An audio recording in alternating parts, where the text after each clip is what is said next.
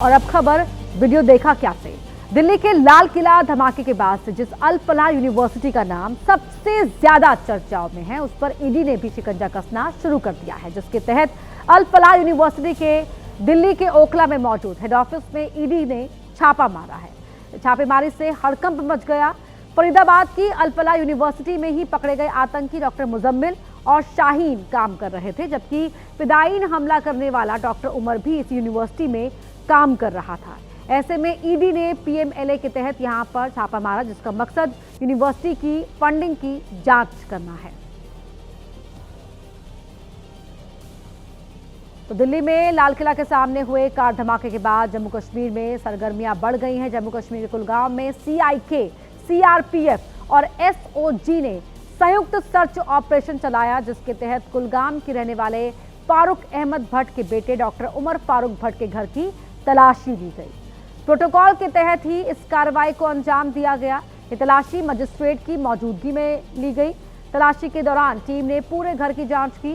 संदिग्ध किताब, दस्तावेज, इलेक्ट्रॉनिक गैजेट की बारीकी से जांच की गई और इसके बाद सर्च ऑपरेशन करने वाली टीम वापस लौट गई है। जम्मू कश्मीर के श्रीनगर में भी बड़ा सर्च ऑपरेशन चलाया गया, जिसके तहत शरीन बाग इलाके में सुपर स्पेशलिटी अस्पताल में छापा मारा गया। काउंटर इंटेलिजेंस कश्मीर यानी कि सीआईके ने इस ऑपरेशन को अंजाम दिया। इस सर्च ऑपरेशन का मकसद आतंक के डॉक्टर मॉड्यूल का पर्दाफाश करना था, जिसके तहत श्रीनगर के अलावा अनंतनाग और कुलगाम में भी छापेमारी की कार्रवाई की गई। सीआईए की टीम ने रात में अस्पताल में छापा मारा, जो सुबह तक चला और इस दौरान टीम ने कई सारे डॉक्यूमेंट्स चेक किए। और अब आपको आतंकी मॉड्यूल पर छापेमारी की 3 तस्वीरें दिखाते हैं, जिससे आपको भी ये साफ होगा कि किस तरह से आतंकी नेटवर्क का पर्दाफाश करने और देश के गद्दारों को पकड़ने के लिए जगह जगह सर्च ऑपरेशन और छापेमारी की जा रही है। ये 3 तस्वीरें दिल्ली के ओखला में, यहां अल फलाह यूनिवर्सिटी के हेड ऑफिस पर छापा मारा गया। जम्मू कश्मीर कुलगाम में सुरक्षा बलों का तलाशी अभियान आप देख रहे हैं। इसके अलावा अस्पताल पर ये सीआईए की टीम की छापेमारी की तस्वीरें आपके टीवी स्क्रीन पर है। जम्मू कश्मीर के श्रीनगर में सीआईके की टीम ने छापा मारा है। तो काउंटर इंटेलिजेंस कश्मीर की टीम ने यहां अस्पताल पर छापा मारा है। तस्वीरों में आप देख रहे हैं 3 तस्वीरें देश के अलग अलग हिस्सों में किस तरह से इस पूरे मामले में हर एक कड़ी, हर तह तक पहुंचने के लिए छापेमारी की कार्रवाई जारी है।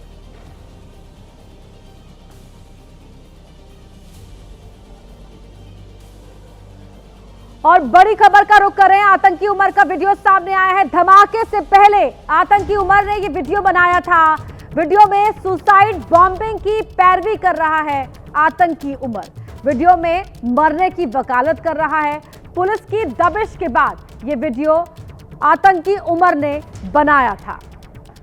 तो वीडियो में सुसाइड बॉम्बिंग की वकालत करता हुआ नजर आ रहा है और इस वीडियो से साफ हो जाता है किस तरह उसकी जो मानसिकता थी वो पूरी जिहादी हो चुकी थी और वो आगे भी और युवाओं को रेडिकलाइज करने के लिए उसने ये वीडियो बनाया, जिसमें वो सुसाइड बॉम्बिंग की पैरवी करता हुआ नजर आ रहा है। बेहद काम कंपोज्ड अंदाज में उसने ये पूरा वीडियो बनाया है, जहां पर वो सुसाइड बॉम्बिंग, फिदायीन हमले को जस्टिफाई कर रहा है, उसकी पैरवी कर रहा है।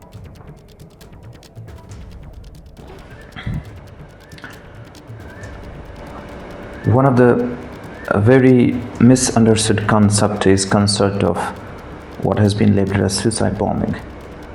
It is martyrdom operations, and it is being known in Islam.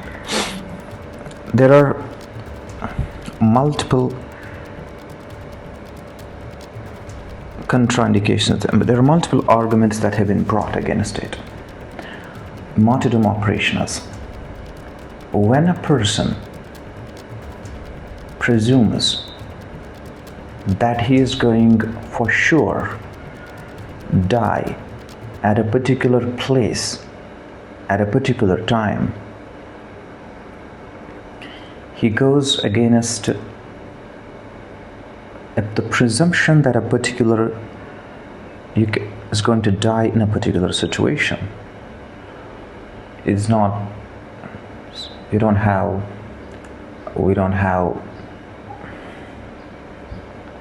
situation. धमाके से पहले का ये वीडियो है और उमर ने ही कार में ब्लास्ट किया था। उधर फरीदाबाद से गिरफ्तारी हुई जैश की संदिग्ध आतंकी शाहीन के बारे में भी बड़ा खुलासा हुआ है। जानकारी मिल रही है कि शाहीन के कई मोस्ट वांटेड आतंकियों के साथ अच्छे संबंध रहे।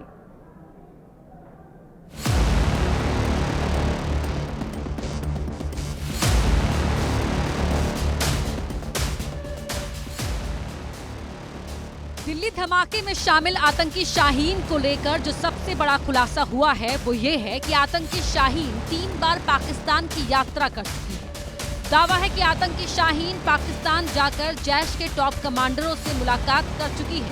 बताया जा रहा है कि शाहीन के जरिए ही जैश के हैंडलर हवाला के पैसे भेजते थे और इन पैसों का इस्तेमाल आतंकी डॉक्टर, विस्फोटक और हथियार खरीदने में किया करते थे। सबसे चौंकाने वाला खुलासा ये हुआ कि पुलिस और जांच एजेंसियों से बचने के लिए आतंकी शाहीन ने कानपुर, लखनऊ और फरीदाबाद के पते पर 3 अलग-अलग पासपोर्ट बनवा रखे थे। इन्हीं पासपोर्ट का इस्तेमाल कर शाहीन पाकिस्तान, थाईलैंड और दूसरे देशों की यात्रा करती थी और भारत के खिलाफ साजिश रचा करती थी। रात की जहां के अरवली जिले में एक चलती एम्बुलेंस में आग लग गई। ये एम्बुलेंस एक नवजात बच्चे को लेकर अहमदाबाद जा रही थी। बच्चा एक दिन पहले ही जन्मा था। जैसे ही एम्बुलेंस मोडासा के राणा सैयद चौराहे के पास पहुंची, उसमें आग लग गई। इसका सीसीटीवी फुटेज भी सामने आया है। आग लगने की वजह से एम्बुलेंस में मौजूद एक डॉक्टर, नर्स, बच्चे के पिता और नवजात शिशु आग में झुलस गए। वहीं आगे बैठे ड्राइवर और बच्चे के रिश्तेदार को बचा लिया गया। बाद में फायर ब्रिगेड की टीम मौके पर पहुंची और आग पर काबू पाया। थाने पुलिस ने सभी झुलसे हुए लोगों को इलाज के लिए अस्पताल में एडमिट कराया है।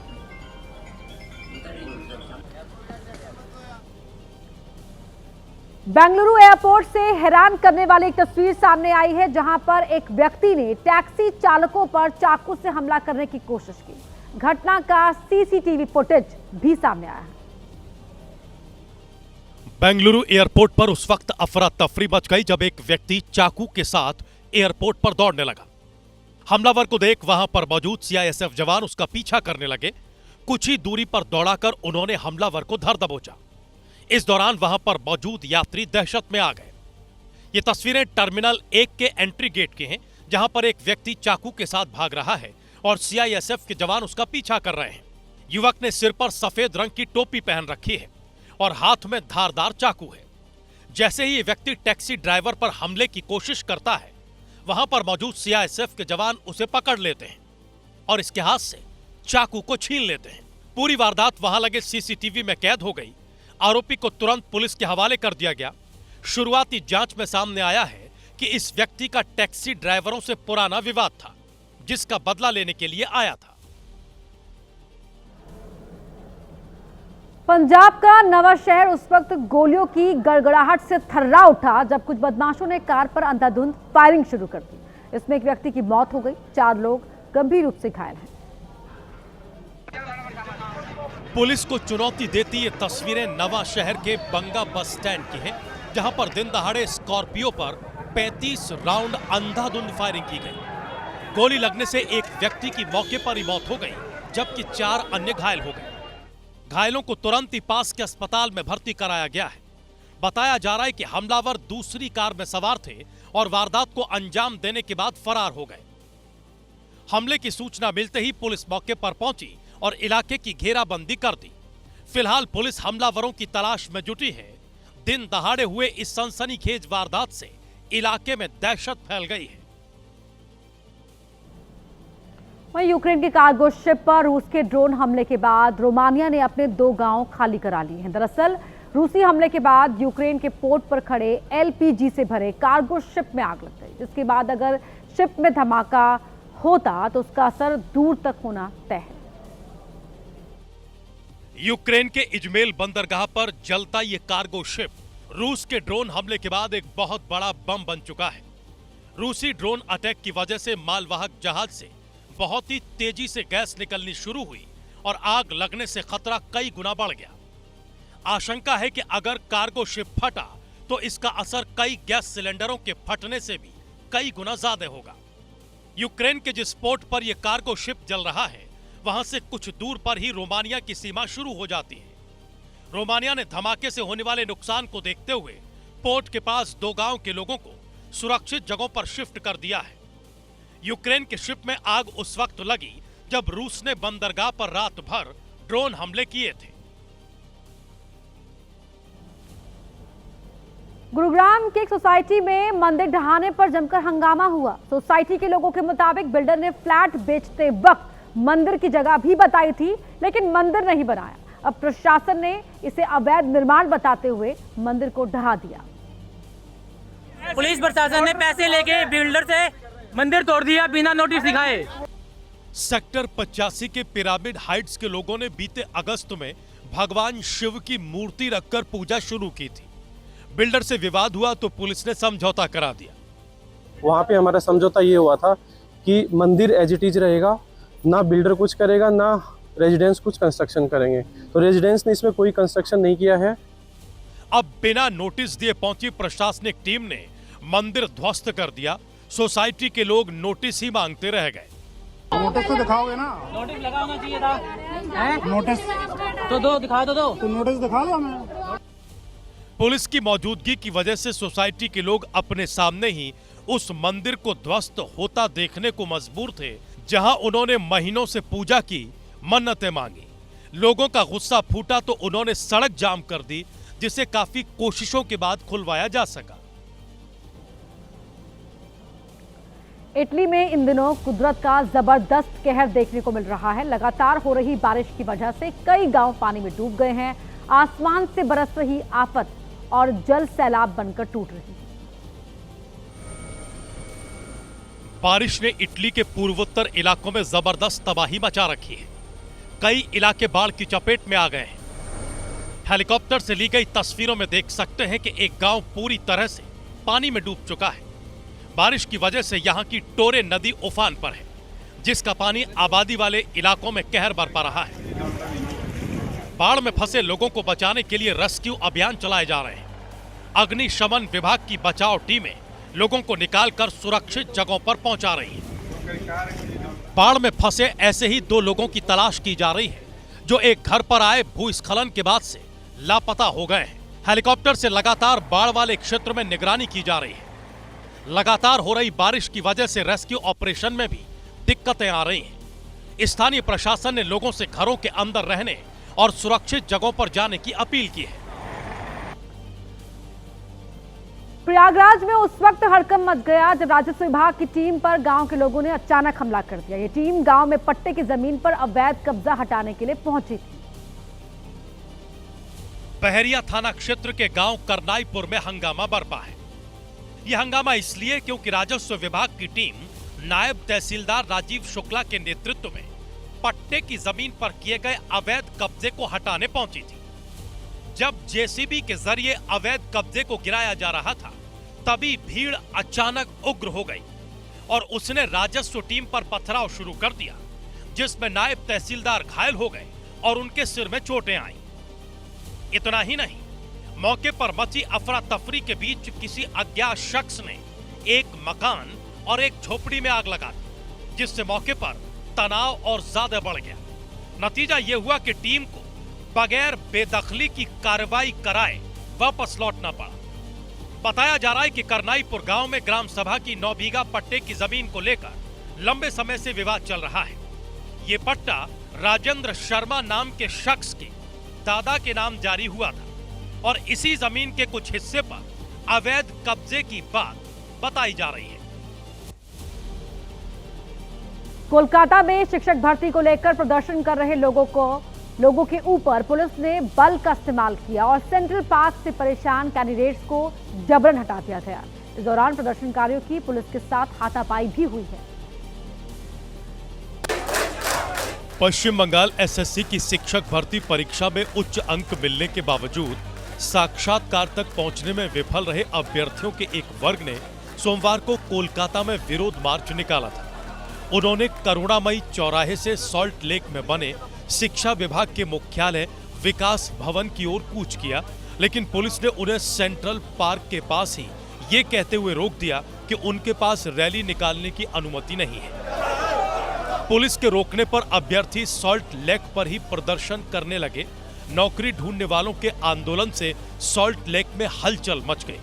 पुलिस कुछ घंटों तक इंतजार करती रही और फिर एकाएक प्रदर्शनकारियों को घसीटकर मेट्रो स्टेशन की ओर ले जाने लगी। इसी दौरान हुई हाथापाई में कुछ प्रदर्शनकारियों को चोटें लगने की खबरें हैं। नौकरी के लिए आंदोलन कर रहे लोगों का कहना है कि पूरे नंबर मिलने के बाद भी उन्हें कोई कॉल नहीं आई। आज पुलिस ने जबरन हटाया है, वो कल फिर अपनी मांगों को लेकर प्रदर्शन करेंगे।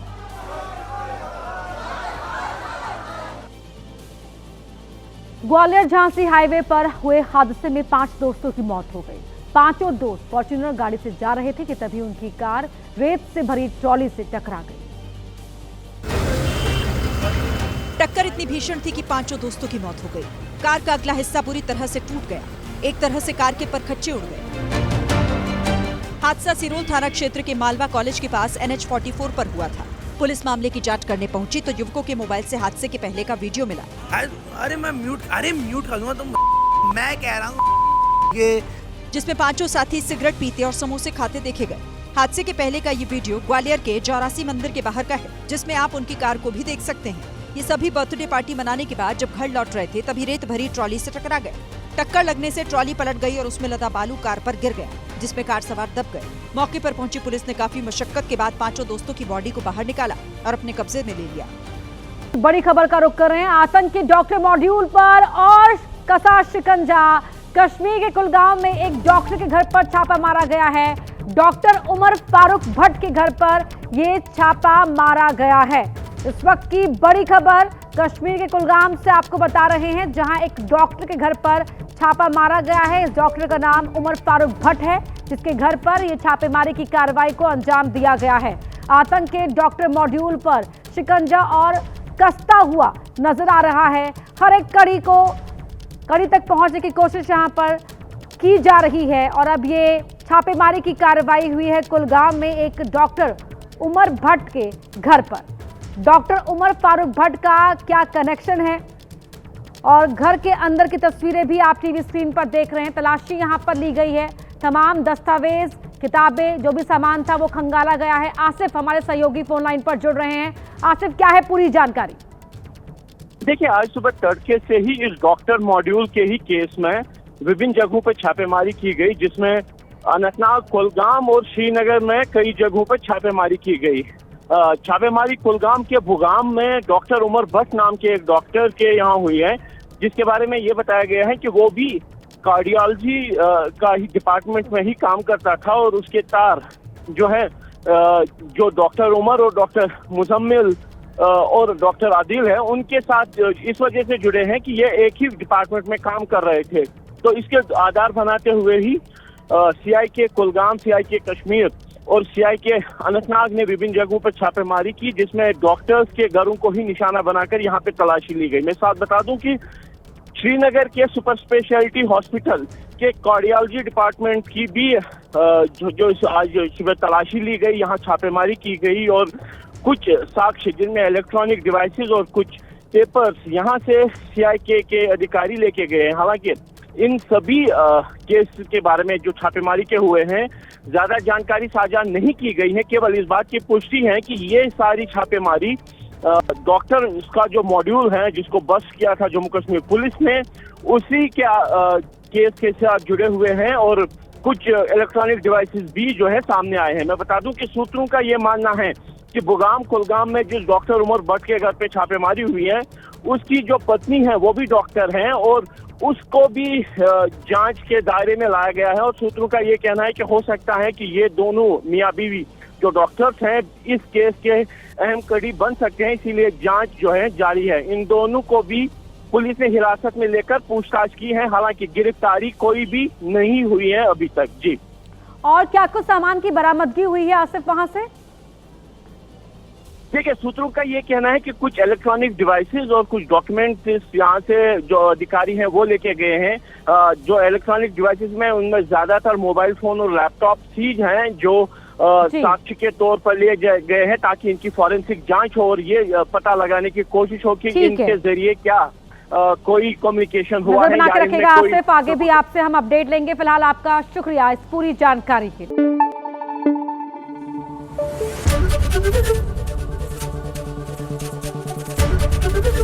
एबीपी न्यूज आपको रखे आगे।